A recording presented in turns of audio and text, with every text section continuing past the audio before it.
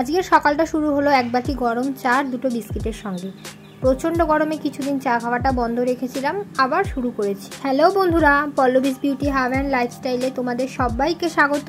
Thumbnail দেখে তো তোমরা বুঝেই গেছো আজকে একটা ডেইলি ব্লগ শেয়ার করব তোমাদের সঙ্গে। ঘর সংসারের কাজকর্ম আর আমার কসমেটিক্স বিজনেসের লাইভ করা ছাড়াও আমি আর কী কাজ করি সেটাই আজকের ভিডিওতে তোমাদের সাথে শেয়ার করব। এখন সকাল 9টা, পাকার স্কুলের অনলাইন ক্লাসেস চলছে। ওকে পড়ানোর পাশাপাশি আমি আমার সেলাইয়ের সরঞ্জাম নিয়ে বসে পড়েছি। আজকে দুটো একই মাপের ব্লাউজ কাটবো আর সেলাইও করব।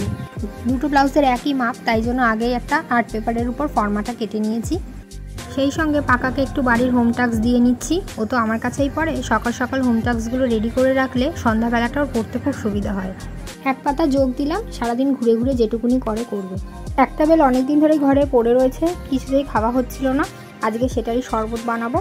বেলের শরবত বানাতে আমি সবসময় এরকম ছোট ঝুড়ি ব্যবহার করি। দানাটা আলাদা করে খুব সহজেই পাল্পটা পাওয়া যায়। বেলটা এত মিষ্টি ছিল, আলাদা করে আর চিনি মেশাতে হয়নি। ঘরে অল্প একটু চিংড়ি মাছের মাথা ছিল, অনেকদিন মাথা বাটা খাই না, আজকে সেটাই বানাবো। এই রেসিপিটা বানানো যতটা সহজ, খেতে ততটাই টেস্টি। গরম তেলে কালো জিরা ফোড়ন দিয়ে তাতে কেটে রাখা পেঁয়াজ আর কাঁচা লঙ্কা দিয়ে লাল লাল করে ভাজবো।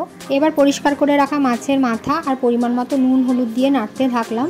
2-1 কোয়া রসুনও দিয়েছি আমি, রসুনটা অপশনাল। এই ভাজাটা যখন ঠান্ডা হয়ে যাবে তখন একটা মিক্সারের জারে নিয়ে ভালোভাবে ব্লেন্ড করে নিলেই তৈরি চিংড়ি মাছের মাথা বাটা।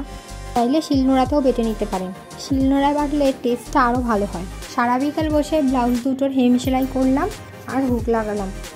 এই দুটো ব্লাউজই আমার মায়ের জন্য বানানো। এরপর কোনো একটা ভিডিওতে তোমাদের সাথে এই ব্লাউজ বানানোর টিউটোরিয়াল শেয়ার করব। ঘরে ফ্রি টাইমে বসে আমি এই সেলাইগুলো করি, এটাই আমার হবি বলতে পারো। আজকের ব্লগটা তোমাদের কেমন লাগলো কমেন্টে জানিও। ভালো লাগলে একটা লাইক আর শেয়ার করে দিও। ইউটিউবের বন্ধুদের কাছে অনুরোধ রইল চ্যানেলটিকে সাবস্ক্রাইব করে পাশে থাকার। সবাই ভালো থেকো, সুস্থ থেকো, দেখা হবে পরবর্তী ব্লগে।